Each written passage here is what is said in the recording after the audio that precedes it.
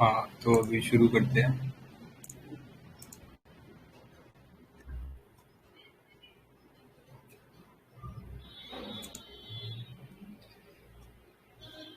तो first topic है important legislations. आ रही है ना वैसे आवाज? आ रही है। हाँ, okay। तो फर्स्ट टॉपिक है पीसा एक्ट 1996। तो अभी 25 इयर्स पूरे हो गए थे पीसा एक्ट को, तो इसीलिए न्यूज में था ये। कब आया था? 1996 में पीसा एक्ट आया था। तो ये पार्ट 9 जो है हमारा, उसका ही एक एक्सटेंशन है। तो पार्ट 9 क्या था? वो पंचायती राज से रिलेटेड है। पंचायती राज जो है 73rd कॉन्स्टिट्यूशनल अमेंडमेंट एक्ट 1992 में आया था। तो हाँ, तो फिर ये जो 243M आर्टिकल है वो डाला गया था इसके लिए। और पीसा एक्ट जो है वो हमारा फिफ्थ शेड्यूल एरियाज पे अप्लाई होता है। तो कौन सी कमेटी थी जिसने रिकमेंड किया था? दिलीप सिंह भूरिया कमेटी। तो इसमें क्या है कि वो मतलब मैच द फॉलोइंग में पूछ लेते हैं कमेटी के नाम के, ये किससे रिलेटेड है, तो वो चीज याद रखना है। तो पीस एक्ट को हम बोलते हैं constitution with in the constitution, क्योंकि इसके अंदर बहुत सारे प्रोविजंस हैं। तो इसलिए हम इसे constitution with in the constitution बोलते हैं।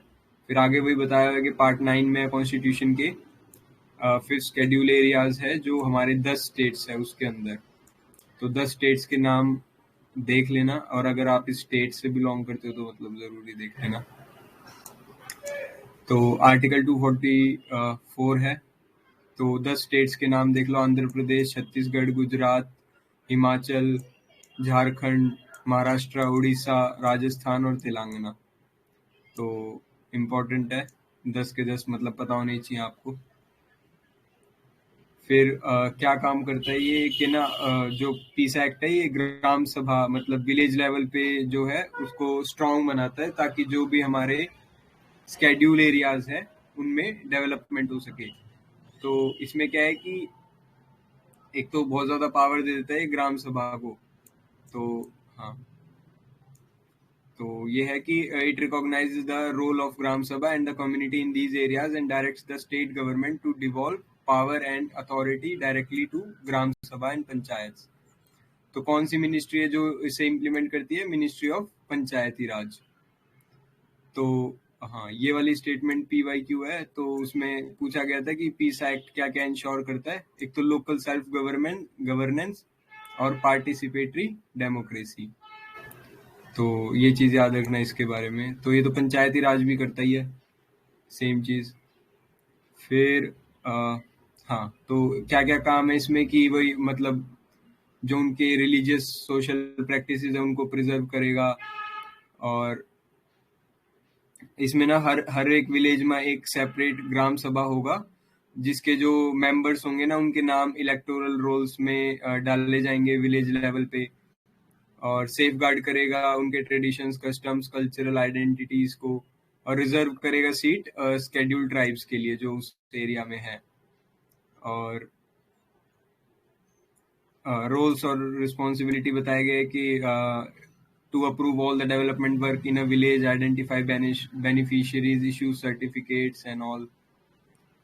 तो ये इसके कुछ प्रोविजंस है, ये PYQ है ये। इसमें से एक तो ये वाला है कि resettlement and rehabilitation and prospecting, licensing and mining of for minor minerals.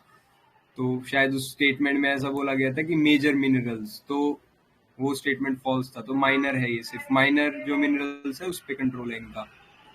और to manage minor water bodies and minor forest produce. और एक ये हाँ, regulate and restrict sale and consumption of liquor, manage village markets, control money lending to scheduled tribes. तो money lending वगैरह सब ये control करते हैं। और to control institutions functionaries in all social sectors and local plans. तो important है statements. फिर हाँ, इसमें एक क्वेश्चन पूछना था कि पंचायती राज से रिलेटेड। हाँ, पंचायती राज में कोई कमेटीज के जो नाम, वो जो कमेटीज आई थी उनके कुछ नाम बता सकता है क्या? कैसे कैसे आई थी, कौन सी पहले आई थी बाद में?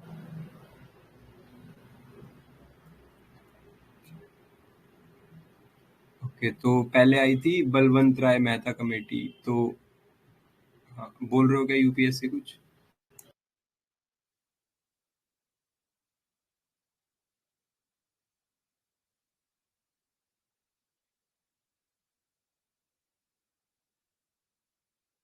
हाँ, शायद आपकी आवाज नहीं आ रही है यूपीएससी।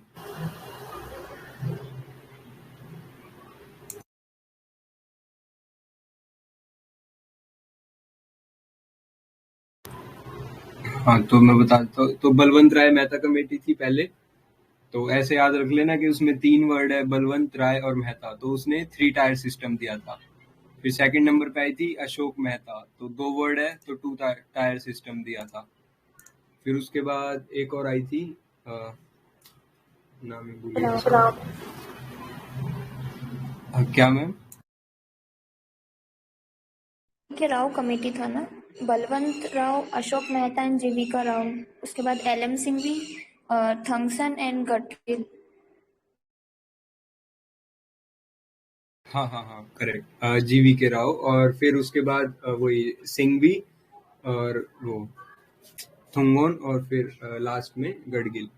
तो जो लास्ट की 3 है, जो पहले की 3 है ना, वो अलग है, और जो लास्ट की 3 है वो थोड़ी सी अलग इसलिए है, क्योंकि अगर आपसे ऐसा पूछे कि सबसे पहले कॉन्स्टिट्यूशनल स्टेटस किसने मांगा था, तो पंचायती राज इंस्टीट्यूशंस के लिए, तो वो एलन सिंघवी कमेटी ने मांगा था। तो फिर तीनों, मतलब एलन सिंघवी, थुंगोन और गडगिल, तीनों ने कॉन्स्टिट्यूशनल स्टेटस की डिमांड की थी पंचायती राज के लिए। और फिर रिजर्वेशन की डिमांड की थी आखिरी 2 वाली ने, थुंगोन और गडगिल। इन दोनों ने रिजर्वेशन के लिए, मतलब वुमेन और वो SC STs के रिजर्वेशन के लिए भी बात की थी।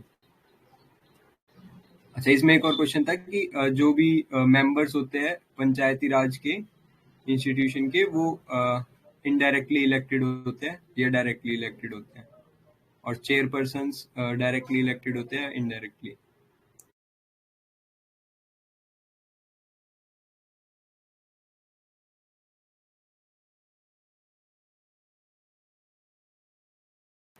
हाँ, तो जो मेंबर्स होते हैं ना पंचायती राज के तीनों लेवल्स पे, विलेज, डिस्ट्रिक्ट और इंटरमीडिएट, सब डायरेक्टली इलेक्टेड होते हैं।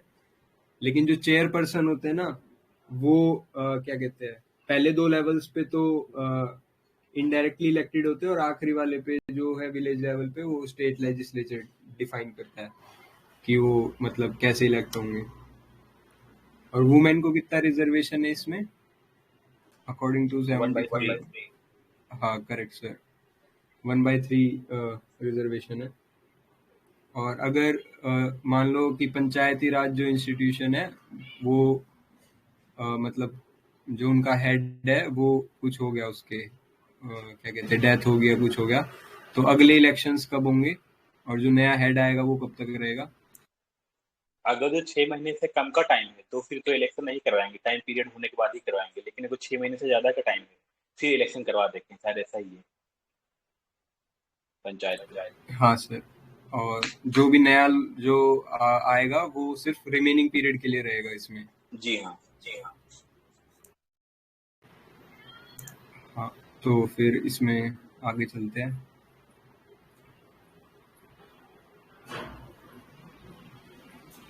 हाँ, इसमें एक ये क्वेश्चन था, ये जो है ना अपना ग्राम सभा, तो ये कौन से वाले एक्ट्स को वो करता है, फॉलो, मतलब जो एक फॉरेस्ट राइट ड्वेलर्स एक्ट है ना 2006 वाला, वो ये इम्प्लीमेंट करता है ग्राम सभा। अच्छा, एक ऐसा, अच्छा चलो वो आगे पूछते हैं। अगला टॉपिक आएगा, उसमें ये जो हमारी 2 मिनिस्ट्रीज है, एनवायरनमेंट वाली और ट्राइबल अफेयर्स, तो इन्होंने मिलके ये क्या कर रहे हैं कि सारे जो स्टेट गवर्नमेंट्स हैं उनसे कुछ बात कर रहे हैं, और चाहते हैं कि इम्प्लीमेंट हो ये क्या schedule tribe and other forest dwellers act, ये वो कुछ मीटिंग कर रहे हैं। तो इतना इम्पोर्टेंट नहीं है, क्यों है न्यूज़ में, क्या चीज़ है ये इम्पोर्टेंट है। तो क्या है ये एक्ट, इसमें जो है the act recognizes vest the recognizes forest right and occupation in the forest land in forest dwelling scheduled tribes and other trading traditional forest dwellers। तो ये 2 टाइप के हैं, एक तो फॉरेस्ट ड्वेलिंग शेड्यूल्ड ट्राइब्स है और अदर ट्रेडिशनल फॉरेस्ट ड्वेलर्स है। तो इनको कुछ ये राइट्स हैं, कुछ इंडिविजुअल राइट्स है, कुछ कम्युनिटी राइट्स हैं। तो एक तो है ये टाइटल राइट्स कि राइट इनको ओनरशिप मिलेगी लैंड की, और इनके पास ये मैक्सिमम अगर 4 हेक्टेयर ये है तो इनको ये वाला स्टेटस मिल जाएगा राइट टू ओनरशिप का। मतलब 4 हेक्टेयर्स तक ये ओनरशिप ले सकते हैं मैक्सिमम, उसके बाद फिर मतलब इतनी ज़्यादा ओनरशिप नहीं ले सकते हैं। तो जो भी फॉरेस्ट में इनकी जिनके पास मैक्सिमम 4 हेक्टेयर्स है, अप टू 4 हेक्टेयर्स, हाँ मतलब ये ओनरशिप ले सकते हैं। फिर अगला है कि इनके पास राइट्स है माइनर फॉरेस्ट प्रोड्यूस के, grazing fish, access to water bodies, ये सब के राइट्स है।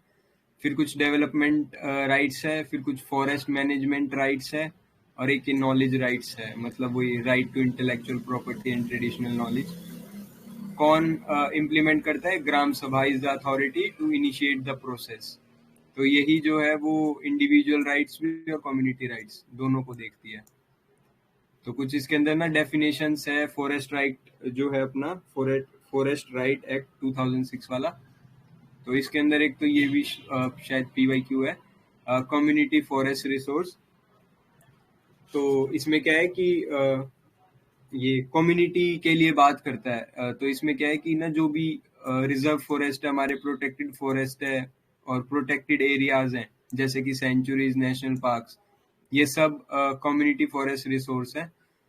और माइनर फॉरेस्ट प्रोड्यूस के अंदर क्या क्या आता है? All non timber forest produce including bamboo, brushwood, stumps, cane, cocoons, honey. तो ये सब देख लेना, मतलब इम्पोर्टेंट है, वो ऐसा पूछ लेते हैं माइनर फॉरेस्ट प्रोड्यूस में इनमें से क्या क्या इंक्लूड है या क्या नहीं है। तो बैम्बू मतलब इम्पोर्टेंट है इसमें। और फिर आता है फॉरेस्ट ड्वेलिंग शेड्यूल्ड ट्राइब्स, और ये क्या होती है कि वही शेड्यूल्ड ट्राइब्स के जो मेंबर जो कि उस एरिया में रहते हैं फॉरेस्ट में, तो उसके लिए ये उसको बोलते हैं फॉरेस्ट ड्वेलिंग शेड्यूल्ड ट्राइब्स। और अदर्स क्या होती हैं? Other forest dwelling, other traditional forest dwellers, ये वो लोग हैं जो कि 3 जनरेशन से, एटलीस्ट 3 जनरेशन से रह रहे हैं वहाँ पे, और बिफोर 2005 से मतलब रह रहे हैं, और 3 जनरेशन उन्हें हो गए यहाँ रहते, तो उनको हम बोलेंगे OTFD। और फिर आता है ये भी शायद PYQ है, क्रिटिकल वाइल्ड लाइफ हैबिटेट। तो उसमें ऐसा पूछा गया था कि इसे कौन वो करता है, मतलब कौन से एक्ट के अंदर डिफाइन करते हैं हम क्रिटिकल वाइल्ड लाइफ हैबिटेट को? तो फॉरेस्ट राइट एक्ट के अंदर करते हैं। और कौन नोटिफाई करता है इसे? Ministry of environment and forest. तो ये चीज इम्पोर्टेंट है, कौन नोटिफाई करता है। और फिर आता है फॉरेस्ट विलेजेस। तो ये तो अपने क्या के जो स्टेट गवर्नमेंट होती है वो बताती है कि कौन से फॉरेस्ट है और कौन से उसके अंदर विलेजेस हैं। तो बस यही है, तो इसका कुछ नहीं है। तो इसमें ना एक चीज याद रखने का था कि ये फॉरेस्ट राइट एक्ट जो कि एनवायरनमेंट वाले सब्जेक्ट का भी पार्ट है, तो इस पे एक वो PYQ था ना जिसमें यूं पूछा गया था कि कौन सा ऐसा ट्राइब था जिसको सबसे पहले हैबिटेट राइट्स मिले थे। तो बताएगा कोई क्या था वो?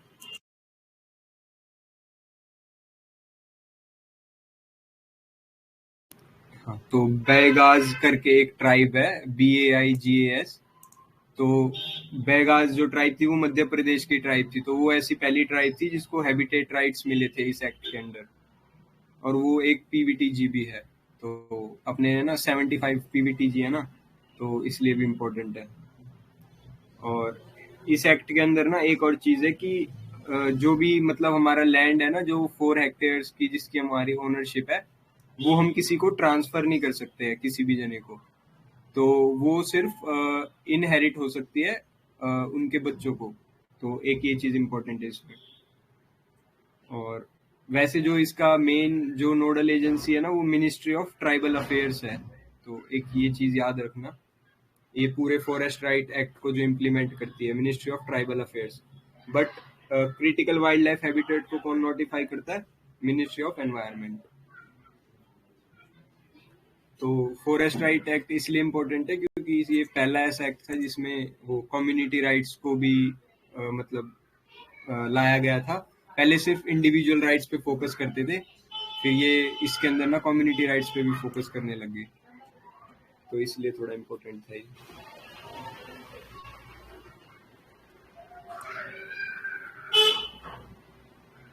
हाँ हाँ, ये क्या होता है? Inviolate such areas of national parks and sanctuaries that are required to be kept as inviolate for the purpose of wildlife conservation. Inviolate से मतलब क्या कहना चाह रही है? हाँ, तो इनवायलेट मतलब होता है कि कोई ह्यूमन सेटलमेंट नहीं है वहां पर, तो उसको बोलते हैं इनवायलेट। तो यहाँ पर कोई भी ह्यूमन सेटलमेंट नहीं होगी, और इसी को हम बोलते हैं वो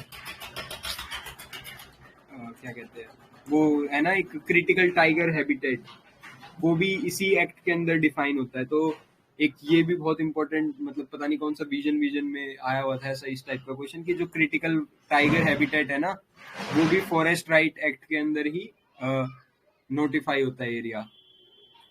तो इसमें एक वो उससे रिलेटेड दो एजेंसी है ना अपनी, एक तो animal welfare board of India ऐसा कुछ करके, और एक NTCA national tiger conservation authority. तो वो दोनों जो बॉडीज है वो कौन से एक्ट के अंदर आती है?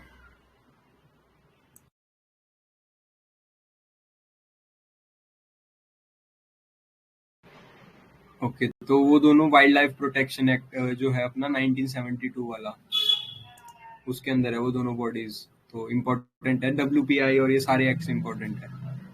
और ऐसे ही है ना इसमें एक वो जो NGT है ना हमारा, नेशनल ग्रीन ट्रिब्यूनल, वो सारे एक्ट्स को कवर करता है, सिर्फ दो एक्ट्स को कवर नहीं करता। उसमें कौन कौन से एक्ट्स है? एक तो WPI है, और एक है ये वाला फॉरेस्ट राइट एक्ट 2006। तो ये दोनों अपने एक्ट है ना, ये NGT के अंदर कवर नहीं होते, तो ये भी बहुत इंपॉर्टेंट फैक्ट है, वो ऐसा मतलब कंफ्यूज कर देते हैं। तो आगे चलते हैं, भटक गए थोड़ा सा टॉपिक से हम।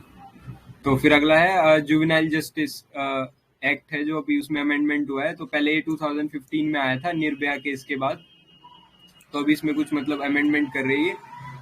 तो क्या क्या है इसमें कि जुवेनाइल कौन होते हैं? वो कोई भी पर्सन जो कि मतलब क्राइम करेगा और वो 18 ईयर्स से लेस है, तो मतलब उसको जुवेनाइल बोल देते हैं हम। तो इसमें भी मतलब दो टाइप के जुवेनाइल्स कर दिए गए थे ना, मतलब कि एक तो बिल्कुल ही मतलब छोटे होंगे, और एक होंगे ये जो 16 से 18 साल वाले ना, इनको हम कुछ केसेस के अंदर एडल्ट्स भी कंसिडर करते हैं। तो उससे पहले जो ये एक्ट आया था ना जुवेनाइल जस्टिस 2015 वाला, इसने इसको juvenile delinquency law and juvenile justice 2000 वाले एक्ट को रिप्लेस कर दिया था। और ये किसको कमिट करता है इंडिया इसमें, कि जो ये UN convention on rights of the child है, again important, Hague convention on protection of children and cooperation in respect of inter country adoption. तो पूछ लेंगे कि भाई हेग कन्वेंशन क्या चीज है। तो ये जो कन्वेंशन इस टाइप की चीज होती है ना, ये काफी ध्यान से रखा करो कि ये protection of child and cooperation के ऊपर है। तो देख लेते हैं 2015 और अभी वाले अमेंडमेंट एक्ट में क्या क्या डिफरेंस है। ये क्या था, इसके पास सिविल कोर्ट की पावर थी और इसका डिसीजन जो था फाइनल था, उसके बाद कहीं पे भी आप अपील नहीं कर सकते थे। लेकिन इसमें क्या कर दिया गया कि ना आप जो ये मतलब डिस्ट्रिक्ट जो मजिस्ट्रेट्स होते हैं वो क्या कहते हैं, वो उनको भी इन्वॉल्व कर दिया गया इसके अंदर, और जो एडिशनल डिस्ट्रिक्ट मजिस्ट्रेट्स हैं उनको भी इन्वॉल्व कर दिया गया है। तो वो भी ये सब देखेंगे, अकाउंटेबिलिटी चेक करेंगे कि हाँ डिसीजन ठीक है नहीं है क्या है।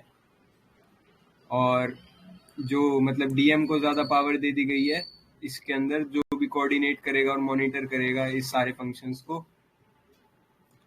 और हाँ, बस एक क्वार्टरली रिव्यू करेंगे इसका बार बार, ताकि जो ये चाइल्ड वेलफेयर कमेटी और जुवेनाइल जस्टिस बोर्ड्स हैं इनका अच्छे से फंक्शनिंग हो रही है नहीं हो रही है। हाँ, तो ये था आगे, सॉरी। तो आगे मतलब इनकी कोई अपील नहीं हो सकती थी पहले, लेकिन अब इनकी अपील हो सकती है। अगर आप 30 दिन के अंदर अंदर अगर आप खुश नहीं हो फैसले से, तो आप आगे भी अपील कर सकते हो। फिर इसमें है मतलब काफी सारे टाइप्स के क्राइम्स को डिफाइन किया गया था, हीनियस ऑफेंसेस, सीरियस ऑफेंसेस और पेटी ऑफेंसेस। तो हर एक के अंदर अलग अलग सजा थी, किसी एक के अंदर तो 7 साल सजा थी, फिर 7 ईयर्स 3 to 7 ईयर्स थी सीरियस वाले में, और इसमें बिलो 3 ईयर्स थी। लेकिन अब वो थोड़ा हटा के और एक तो कर दिया गया कि मिनिमम इम्प्रिजनमेंट तो 3 to 7 होनी चाहिए, मैक्सिमम मोर देन 7 भी हो सकती है, और जो मैक्सिमम वाली होगी उसके अंदर मिनिमम भी मतलब 7 होनी चाहिए, इस टाइप से बोला गया है। फिर आता है कुछ अलग से कोर्ट्स बनाई गई है। तो इसमें क्या था पहले कि जो भी लोग थे जो 7 साल से ज्यादा वाली सजा ले रहे थे, उनको चिल्ड्रंस कोर्ट में उनका ट्रायल चलेगा। लेकिन अभी क्या है कि जितने भी ऑफेंसेस है सबका ही चिल्ड्रन कोर्ट में चलेगा। तो बस ये फर्क है। और इसमें था कि जो भी 3 से जो 7 ईयर्स वाले जिनको इम्प्रिजनमेंट हुई है, वो कॉग्निजेबल ऑफेंस है, मतलब कि आप उसे अरेस्ट कर सकते हो विदाउट वारंट, और वो नॉन बेलेबल भी होगा। लेकिन जो अभी वाला है उसमें क्या है कि वो नॉन कॉग्निजेबल बना दिए गए हैं उन ऑफेंसेस को, और नॉन बेलेबल। तो कॉग्निजेबल से नॉन कॉग्निजेबल बना दिया गया। तो नॉन कॉग्निजेबल में क्या है कि विदाउट वो आपको मतलब वारंट चाहिएगा अरेस्ट करने के लिए। फिर आता है चाइल्ड वेलफेयर कमेटीज। तो पहले क्या था, हर डिस्ट्रिक्ट में एक चाइल्ड वेलफेयर कमेटी होगी और ये सब होगा। तो और उसका कुछ क्राइटेरिया भी था, उसके मेंबर्स कैसे कैसे सेलेक्ट होंगे। तो अभी क्या कर दिया गया है कि और मतलब स्ट्रिक्ट बना दिए गए रूल्स। तो अगर अभी किसी आदमी का कोई पास्ट रिकॉर्ड है ना किसी क्राइम में, तो उसको मेंबर नहीं बनाया जाएगा, या उसने कभी भी ऐसा मतलब कुछ गलत काम किया है गवर्नमेंट के अंदर, या उसने कभी चाइल्ड अब्यूज किया है, या फिर वो पहले से ही किसी चाइल्ड केयर इंस्टीट्यूशन का पार्ट है, तो उन सबको मेंबर्स नहीं बनाया जाएगा। तो इसमें बस इतना इम्पोर्टेंट है। फिर आता है केबल टीवी नेटवर्क। तो इन वाले न्यूज में मतलब ज्यादा याद करने की जरूरत नहीं होती, आपको कुछ कुछ चीजें याद रखनी है। जैसे कि ये जो है टेलीविजन जो मीडिया है हमारा इंडिया के अंदर, उसे कौन गवर्न करता है? Cable television network regulation 1955। ठीक है। तो अभी इसके लिए कुछ मतलब नए नए मैकेनिज्म्स बनाए गए। इसमें 2-3 चीज याद रखना है। एक तो इसे ये रेगुलेट करता है, और इसको मतलब कोई स्टैट्यूटरी बैकिंग नहीं है। और दूसरा कि अभी जो ये अमेंडमेंट रूल्स आए, ये 3 लेवल ग्रीवियंस रिड्रेस मैकेनिज्म पे वर्क करते हैं। तो एक तो ये याद रखना कि ये कौन गवर्न करता है 1955 वाला एक्ट, 3 लेवल का ग्रीवियंस रिड्रेसल मैकेनिज्म है। तीसरा कि it is similar to new social media rules framed under IT act. तो वो 3 जो लेवल ग्रीवियंस रिड्रेसल मैकेनिज्म है ना, उसमें क्या कि फर्स्ट लेवल में अगर आपको कुछ प्रॉब्लम आ रही है तो आप ब्रॉडकास्टर के पास चले जाओ। अगर सेकंड फिर भी प्रॉब्लम आ रही है तो ब्रॉडकास्टर्स की ना कोई एसोसिएशन होती है, वहां चले जाओ। तीसरे में ये एक्स्ट्रा डाल दिया गया इंटर मिनिस्ट्रियल कमेटी। तो अगर फिर भी प्रॉब्लम आए जा रही है तो आप यहाँ जा सकते हैं। तो बस इसमें ये है चीज याद रखने की कि 3 लेवल ग्रीवेंस रिड्रेसल मैकेनिज्म डाल दिया गया इसमें। फिर है ड्राफ्ट ये सिनेमेटोग्राफर बिल आया एक। तो इसमें क्या बोला गया है कि ये क्या करता था, ये वही रिस्ट्रिक्शंस लगाता कि अंडर 12 एज है या फिर एडल्ट फिल्म है, जो भी है उस सबसे क्लासिफाई करता था। तो इसमें क्या है कि एक तो इसका हेडक्वार्टर मुंबई में है, 9 रीजनल ऑफिस है इनके। और जो ये central board of film certification है, एक स्टैट्यूटरी बॉडी है अंडर सिनेमेटोग्राफ एक्ट 1952। तो ये चीज याद रखना है इसमें मेन। बाकी तो इसमें कुछ इतना याद रखने का है नहीं। हाँ, मतलब ये देख लेना कि अंडर 7, अंडर 13 और अंडर 16 भी रखते हैं। तो फिर उन्होंने बाद में 3 और कैटेगरीज बना दी, अंडर 12 और एडल्ट फिल्म्स। फिर एक मॉडल टीनेंसी एक्ट है। तो असम ऐसा पहला स्टेट है जिसने की मॉडल टीनेंसी एक्ट को अडॉप्ट किया है। तो क्या होता है टीनेंसी एक्ट? इसमें क्या होता है कि जो भी टीनेंट्स होते हैं और हमारे जो लैंडलॉर्ड्स होते हैं ना, उनके बीच में एक जो भी ट्रस्ट डेफिसिट होता है, तो उसको उस गैप को फिल करने की कोशिश करता है ये मॉडल टीनेंसी एक्ट। तो इसके अंदर क्या क्या प्रोविजंस है कि एक तो भाई कुछ एग्रीमेंट करना पड़ेगा हमें। अगर कोई भी रेंट पे हम अपनी जमीन या कुछ भी दे रहे हैं तो उसके लिए एग्रीमेंट होगा। एक सिक्योरिटी डिपॉजिट होगा। रेंट के लिए एक अथॉरिटी होगी, मतलब कि जो डिस्ट्रिक्ट कलेक्टर उसे अपॉइंट करेगा। तो जो भी रेंटल एग्रीमेंट्स होते हैं ना, उनको चेक करने के लिए। फिर इनके लिए ट्रिब्यूनल्स और कोर्ट्स भी बनाए गए अगर कोई डिस्प्यूट अराइज होता है। और हाँ, no withholding of any essential supply to the premises occupied by the tenant. तो कोई भी मतलब ऐसी सर्विस होगी तो उसको टेनेंट मतलब ऐसा कब्जा नहीं कर सकता उस पे। तो ये है, बस इसमें देख लें। असम है पहला स्टेट और किस चीज़ से रिलेटेड है, क्या काम करता है, बस वो देख लेना। फिर आता है एनडीपीएस एक्ट। तो ये थोड़ा इम्पोर्टेंट है कि इससे पहले एनडीपीएस आया था 1987 में। तो एनडीपीएस अभी अलग अलग चीज़ों के उससे न्यूज़ में था काफ़ी। तो इसमें क्या है कि हाँ, एक तो ना ये एक्ट रेगुलेट करता है कि जो भी हमारा नार्कोटिक ड्रग्स और साइकोपैथिक सब्सटेंसेस है उनके ट्रेड व्रेड पे, तो इसके अंडर क्या करता है गवर्नमेंट ना, लाइसेंस देता है फार्मर्स को, ताकि वो जो ये ओपीएम वगैरह है उसको मतलब ग्रो कर सके और फिर उसको यूज कर सके गवर्नमेंट मेडिसिनल पर्पसेस और इन सब के लिए। तो इसका मतलब इसमें गलत चीज क्या थी, एक तो ये है कि people found guilty can be punished with rigorous imprisonment for of at least 10 years, expendable up to 20 years और 1 लाख तक का फाइन है। इसमें गलत चीज क्या थी पहले कि जो अभी ये अपना राइट टू फॉरगॉटन आया था ना, उसमें भी ऐसा ही था कि एक कोई अमेरिकन लेडी आई थी और अच्छा वो तो दूसरा केस था, सॉरी। हाँ, तो उसमें क्या था कि हाँ, अमेरिकन लेडी आई थी, उनका एनडीपीएस के तहत बुक कर लिया गया था।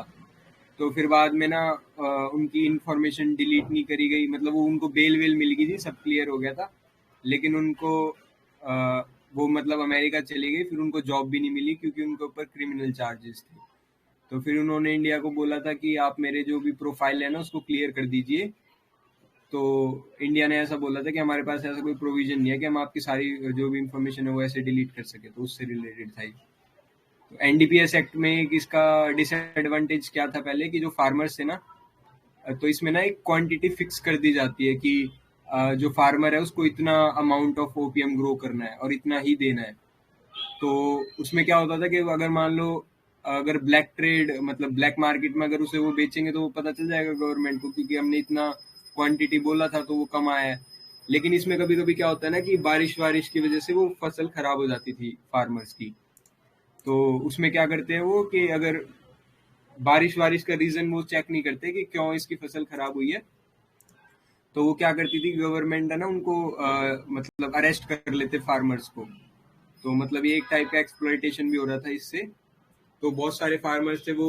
और दूसरा जो इसमें मेन प्रोविजन था कि गवर्नमेंट है ना बहुत कम पैसों में लेती है ओपीएम को, मतलब 1800 कुछ किलो में लेती है, लेकिन वो ब्लैक मार्केट में 60,000 में बिकता है। तो जो फार्मर्स थे वो क्या करते हैं कि ब्लैक मार्केट में बेचते हैं ओपीएम को ताकि इनको ज्यादा पैसे मिले। तो ये कुछ प्रोविजंस थे, तो उससे मतलब इसमें कुछ अमेंडमेंट आया। वैसे तो मेंस के लिए इम्पोर्टेंट है काफी। तो अगला है नेशनल एंटी डोपिंग बिल। तो हमने शायद साइंस वाले में भी डिस्कस किया था। तो इसमें तो 2-3 चीज याद रखना कि एक ये वर्ल्ड एंटी डोपिंग एजेंसी होती है, तो उसके अंडर ही जो कि मतलब सारा एंटी डोपिंग वोपिंग का जो भी स्पोर्ट्स इवेंट होते हैं उसमें देखती है। तो उसी से रिलेटेड इंडिया में भी एक है national board of for anti doping. और जो WADA है वो बहुत सारी लेबोरेटरीज अपनी एस्टेब्लिश करती है ताकि वहाँ पर टेस्ट हो सके। तो उससे ही एक रिलेटेड ये अपनी नेशनल डोप टेस्टिंग लेबोरेटरी भी है। और ये दोनों जो है अपने नाडा और NDTL, ये कौन से इसमें सोसाइटीज रजिस्ट्रेशन एक्ट में रजिस्टर्ड है। ठीक है, तो इसमें बस यही याद रखना तुम, और कुछ नहीं इसमें। फिर आता है खासी ऑटोनोमस। तो इसमें इतना कुछ नहीं है कि चीज याद रखना कि खासी मैट्रिलिनियल सोसाइटी होती है। मैट्रिलिनियल का मतलब क्या होता है कि जो यंगेस्ट डॉटर होगी उसके पास सारी प्रॉपर्टी चली जाएगी। और हाँ, बस यही है इसमें। और खासी जो है वो कहाँ की ट्राइब है?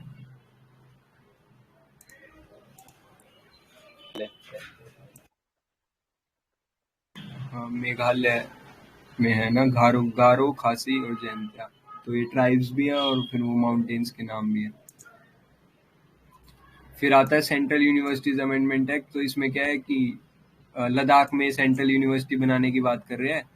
तो एक सेंट्रल यूनिवर्सिटीज एक्ट है, तो ये तो यही है। तो पहले इससे पहले लद्दाख में कोई मतलब यूनिवर्सिटी नहीं थी, सेंट्रल यूनिवर्सिटी, तो वो बनाने की बात कर रहे हैं बस। फिर आता है women rights in the inherited property. तो ये इम्पोर्टेंट है कि कौन से एक्ट से वुमेन्स को राइट दिया गया था टू इनहेरिट द प्रॉपर्टी, तो हिंदू सक्सेशन एक्ट, याद रखना ये काफी न्यूज में था इस साल। और दूसरा एक्ट है ये कि डाउरी, इसके अंदर क्या डाउरी को मतलब प्रोहिबिट किया जाता है। डाउरी क्या होती है कि एक दहेज बोलते हैं नॉर्थ इंडिया में, साउथ इंडिया में बोलते थे स्त्रीधन। तो ये कहाँ डिफाइन है, dowry act, dowry prohibition act 1961। और हाँ, वुमेन को कहाँ राइट दिए गए हैं प्रॉपर्टी इनहेरिट करने के लिए, हिंदू सक्सेशन एक्ट 1956। तो यही है इसमें। तो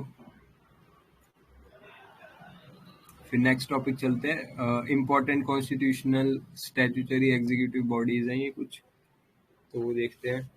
तो इसमें पहली बॉडी है सीबीआई और ईडी। तो अपने अभी ना इनका क्या कर दिया गया, पहले 2 साल था ना इनका टर्म, अब उसको बढ़ा के 5 साल कर दिया गया, तो इसलिए न्यूज में था। तो दोनों की दोनों मतलब सॉरी, सीबीआई जो है वो ये अपनी नॉन कॉन्स्टिट्यूशनल बॉडीज है दोनों ही हमारी। तो सीबीआई कहाँ से अपने बनी थी, ये Delhi special police establishment act 1946। Non statutory body है सीबीआई, क्योंकि एक एग्जीक्यूटिव रेजोल्यूशन से बनी थी ये 1963 में। तो CBI comes under the ministry of personal, important है ये वाला पॉइंट कि कौन सी मिनिस्ट्री के अंदर आती है, अंडर मिनिस्ट्री ऑफ पर्सनल। तो कौन सी कमेटी ने रिकमेंड किया था सीबीआई के लिए, संथानम कमेटी। तो ये कमेटी भी बहुत इंपॉर्टेंट है, इसने आगे भी कुछ रिकमेंड किया हुआ है। तो हाँ, ये प्रिवेंशन ऑफ करप्शन के ऊपर बनी थी संतानम, तो उसने रिकमेंड किया था सीबीआई को बनाने के लिए। तो सीबीआई क्या करता है कि एक तो सीवीसी को सपोर्ट करता है और लोकपाल को सपोर्ट करता है, मतलब असिस्ट करता है इन दोनों को केसेस सॉल्व करने के लिए। और एक ये वाला पॉइंट इंपॉर्टेंट है कि ये एक इंडिया की वो एजेंसी है जो कि इंटरपोल मेंबर्स जो है, मतलब इंटरपोल जो है उसमें ये इन्वेस्टिगेशन में भी हेल्प करता है। इंटरपोल क्या चीज है, ये एक मतलब कुछ कंट्रीज है, उन्होंने मिलके एक टाइप का पुलिस बनाया हुआ है, इंटरनेशनल पुलिस बोल सकते हैं हम इसे। तो जो भी दूसरी कंट्रीज में क्राइम होते हैं ना, तो ये इंटरपोल देखता है। तो अगर मान लो इंडिया के अंदर कोई जो है गैंगस्टर आगे छुप गया है, तो सीबीआई इंटरपोल को असिस्ट करेगा उसके अंदर। तो सीबीआई है वो नोडल एजेंसी। तो सीबीआई के कुछ फीचर्स है कि एक तो main investigation agency central government की, और not a statutory body, it is a executive resolution से बनी थी। तो लेकिन अपनी पावर्स कहाँ से ड्रॉ करती है, दिल्ली स्पेशल पुलिस एक्ट से। फिर इसको एक डायरेक्टर होता है इसका और कुछ एडिशनल डायरेक्टर्स होते हैं। और अपॉइंटमेंट कौन करता है इनकी, सेंट्रल गवर्नमेंट वो करती है। पहले 2 साल था टर्म, तो अब 5 साल कर ही दिया गया है। और इनके पास कोई सुओमोटो पावर्स नहीं है ऐसी, लेकिन क्या होता है कि ना इनको ना हर एक स्टेट से कंसेंट लेना पड़ता है। एक तो होता है जनरल कंसेंट, तो उसमें क्या होता है कि सारे स्टेट्स ने पहले से कंसेंट दे रखा है, तो इसको कंसेंट लेने की जरूरत नहीं है। लेकिन कुछ जो नॉन बीजेपी स्टेट्स होते हैं ना, वो क्या करते हैं, कंसेंट नहीं देते सीबीआई को। तो फिर उसमें अगर कंसेंट नहीं दिया तो ये वहां पर मतलब इन्वेस्टिगेट नहीं कर सकते। लेकिन अगर जो एक्सेप्शन है इसकी कि अगर सुप्रीम कोर्ट, हाई कोर्ट है, वो सीबीआई को डायरेक्ट ऑर्डर कर सकते हैं इन्वेस्टिगेट करने के लिए, और उस केस में सीबीआई को कहीं पे भी इन्वेस्टिगेट कर सकते हैं without the consent of that state. तो बस ये इसका एक्सेप्शन है। तो अगर अपॉइंट करने के लिए जो अपने डायरेक्टर होते हैं सीबीआई के, कौन कौन मेंबर्स होते हैं कमेटी के, तो प्राइम मिनिस्टर होता है, लीडर ऑफ अपोजिशन होता है, चीफ जस्टिस, या फिर ये होता है अपना कोई भी जज सुप्रीम कोर्ट का, तो ये नॉमिनेट करते हैं उसे। तो कहाँ से आया था ये प्रोसेस, लोकपाल जो एक्ट था 2030 का, उसने कहा था कि सीबीआई के डायरेक्टर को कैसे अपॉइंट करना चाहिए। तो बस यही इसमें थोड़ा सा इम्पोर्टेंट है। फिर आता है ईडी। तो ईडी जो है अपना enforcement director, it is a law enforcement and economic intelligence agency. तो ये कौन से एक्ट के अंडर काम करता है, फॉरेन एक्सचेंज रेगुलेशन एक्ट, तो इसके अंडर ये बना था। और फिर कौन से एक्ट्स को एनफोर्स करता है, फॉरेन एक्सचेंज मैनेजमेंट एक्ट, फीमा और पीएमएलए, इन दोनों को। तो इसमें क्या है, it is administered by the department of revenue under ministry of finance. तो ये चीज भी याद रखना। तो सीबीआई था अपना मिनिस्ट्री ऑफ पर्सनल था, और ये है अपना मिनिस्ट्री ऑफ फाइनेंस। तो इसमें यही चीज याद रखने की है। तो फिर आता है अगला ये प्रेस काउंसिल ऑफ इंडिया। तो इसमें एक दो चीज याद रखना कि ये एक तो ऑटोनोमस बॉडी है, स्टैट्यूटरी बॉडी है और क्वाजी जुडिशियल बॉडी है अंडर प्रेस काउंसिल एक्ट 1965। तो ये this body is a moral watchdog for the Indian press. तो कंपोजिशन क्या है कि एक तो चेयरपर्सन होंगे जो कि नॉमिनेट करेगा हमारा चीफ जस्टिस ऑफ इंडिया, और बाकी उसके अलावा 25 अदर मेंबर्स होंगे। 3 ईयर का इनका टेन्योर होता है, और कोई भी जो मेंबर है वो 6 ईयर से ज्यादा नहीं रह सकता। तो मतलब 2 ही बार वो आ सकता है। फिर उसके बाद है ये नेशनल सफाई कर्मचारी, इसका भी 3 ईयर्स बढ़ा दिया गया है पीरियड। तो पहले इसका जो पीरियड था 2004 तक था, फिर उसके बाद बढ़ा के अब ये 2022 तक, 22 से भी आगे कर दिया गया है। तो क्या रोल है इनका कि जो भी ये prohibition of employment as manual scavengers and their rehabilitation act, तो जो भी मैनुअल स्कैवेंजर्स होते हैं उनके राइट्स और उन सबको देखना है कि मतलब कुछ दिक्कत ना हो। तो बस यही है इसमें। तो ये एक्ट देख लेना बस, कौन से एक्ट को इम्प्लीमेंट करता है ये। और स्टैट्यूटरी बॉडी है हाँ इस एक्ट के अंदर, 1993 वाले एक्ट के अंदर। फिर आता है ये backward classes finance development corporation और schedule caste finance development corporation. तो इसमें बस यही चीज़ याद रखना कि एक तो ये company not for profit companies हैं और under ministry of social justice and empowerment. तो सबसे ज़्यादा जो यूपीएससी क्वेश्चन में फंसाता है वो मिनिस्ट्रीज के अंदर ही फंसाता है। तो कोई भी मिनिस्ट्री दे देगा फिर कंफ्यूज हो जाएंगे हम। तो कौन से एक्ट के अंदर ये रजिस्टर्ड है? Companies act 1956 to promote economic and development activities. और ये जो है ना full owned government of India company है अंडर कंपनीज एक्ट 2013। तो बस यही है, मतलब एससी कैटेगरी के लोगों के लिए है, तो उनको इकोनॉमिकली एम्पावर करने के लिए। तो ये है इसमें।